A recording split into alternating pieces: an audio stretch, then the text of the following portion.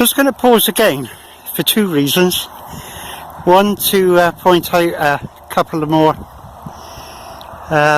areas of interest, and the other one being I'm getting old.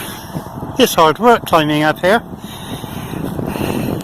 Out in front of us is a smaller version of Silbury Hill. It's called Sill Baby. Sill Baby. And just in front of that is an area, a Neolithic enclosure.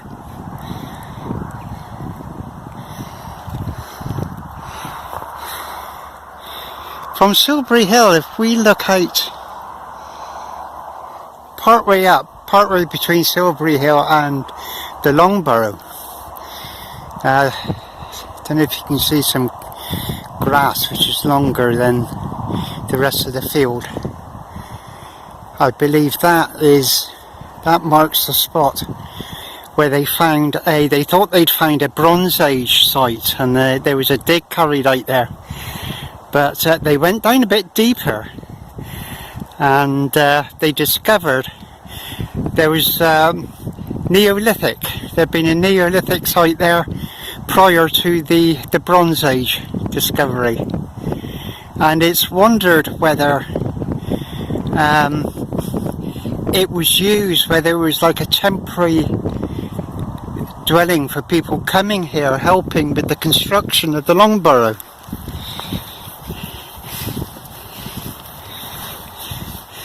As we walk on up, we notice that the barrow itself isn't on the flat. The top of the hill isn't flat, it's on a slope downwards, and the result of that is the front of the Long Barrow comes into view first. You see the megaliths first of all, and then the barrow, and as you climb up higher and higher, the rest of the Long Barrow comes into view until you've got all 100 metres of it, and it gives the impression of like looking like a serpent that's coming up out of the ground to greet you as you come up. And if you walk up the hill quickly, it's quite an effective thing actually. You can see how the rest of the barrow is coming into view.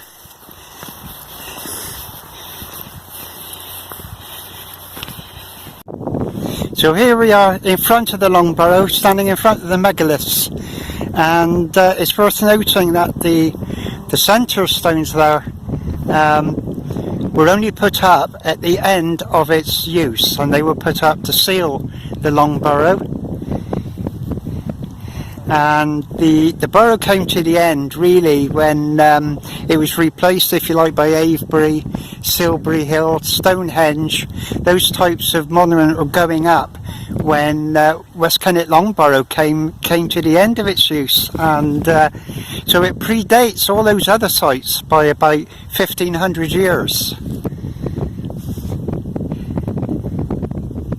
In actual fact, I shouldn't have said when it came to the end of its use, because it's still being used today very much.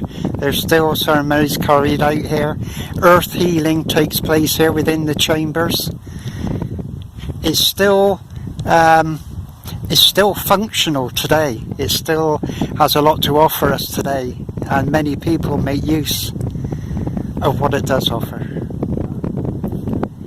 So when I say when the barrow came to the end of its use, I'm really talking about the Neolithic era, when those people stopped using it.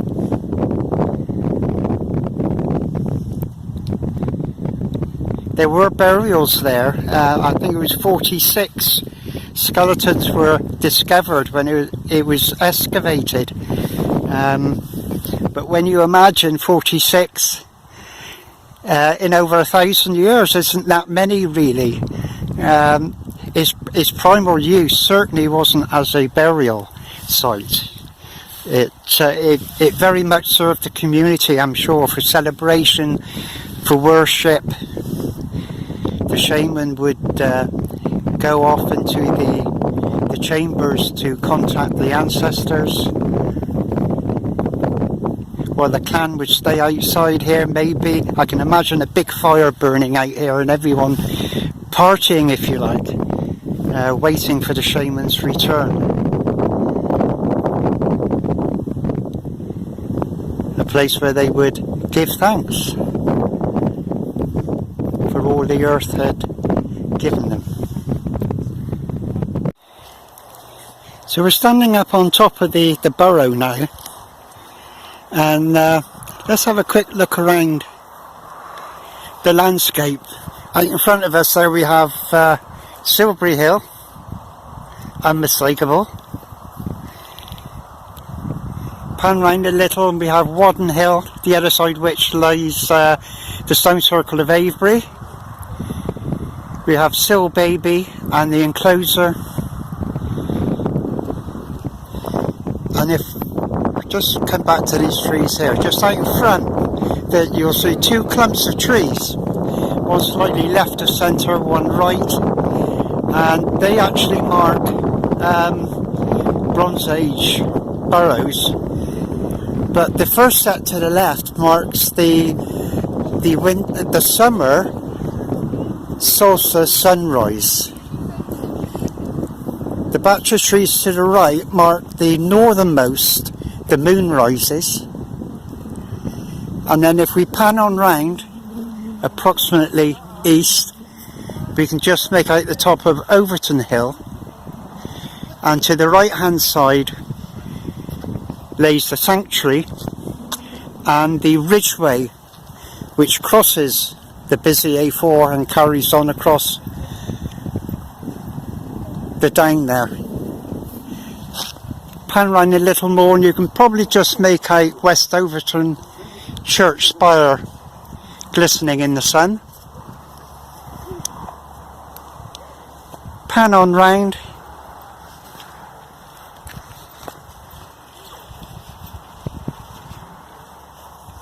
and I can just make out East Kennet Long Barrow.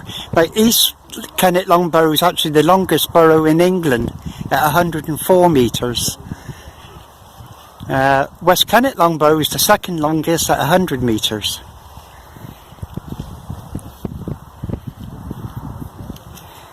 If we pan on round, we've got the site of a pre-existing stone, where there used to be a stone circle.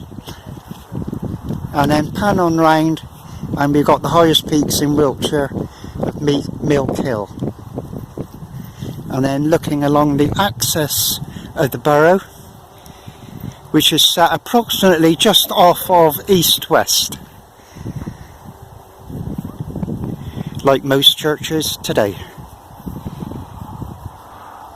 And then on round to that magnificent Silbury Hill. We're going to take a walk back down now and have a look inside of the chambers.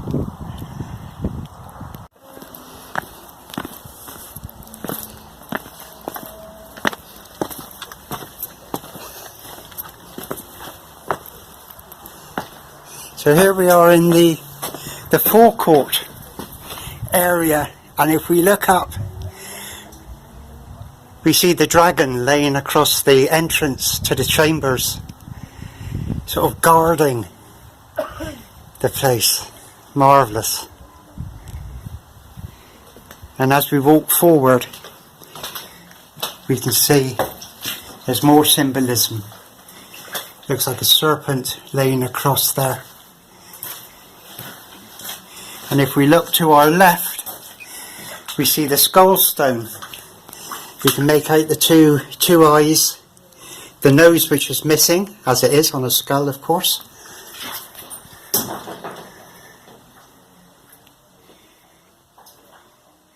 This first chamber is, I've been here during the summer solstice, and when the sun comes up, it rises and shines through the gap there. You can see that clump of trees that marks where the sun comes up, and it shines through this gap and illuminates this chamber, and it really is a terrific sight to see. It's such a golden colour. It's something that I'll always remember. As the sun rises more, then it spreads out into the centre chamber. And of course there would have been many stellar alignments visible from these two front chambers.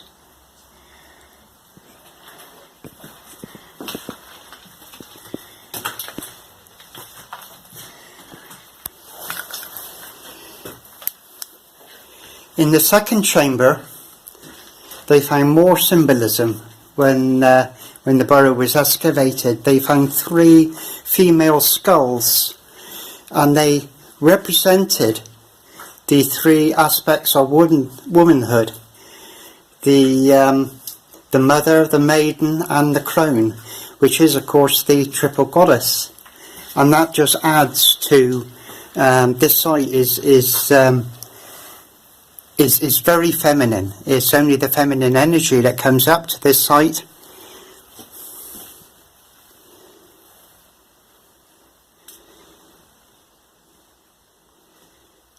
Wonderful. And then the 4th chamber. And then the biggest chamber of all at the back. I don't know if you can make out the face there on that stone. That's called the living stone. And we have the skull stone.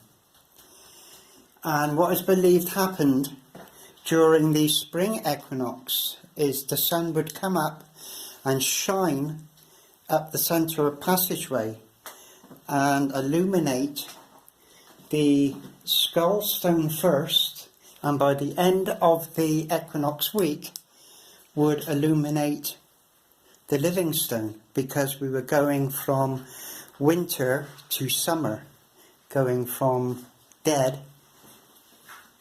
to new life.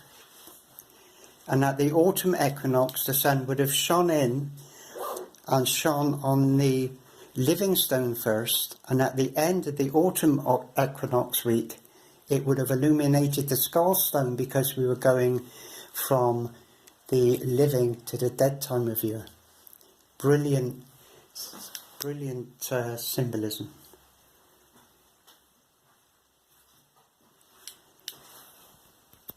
The symbolism carried on right up to the end of its Neolithic use, even in the blocking stone.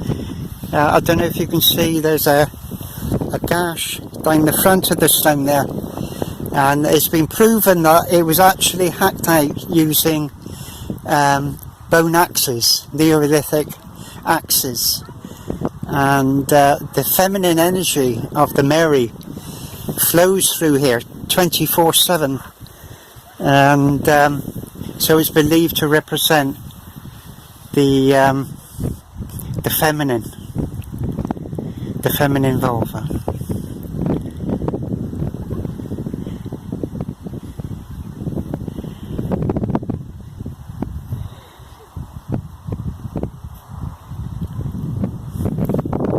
So I hope you've enjoyed your visit here today. Put your boots on, get on up, come and have a look. It's far better actually being here in person, believe me.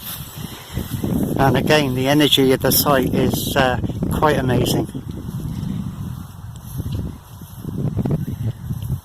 And there's always plenty of visitors taking advantage. Wonderful place. So this is West Kennet Longbarrow. So thanks for watching, and I'll see you all again soon. Bye bye, take care.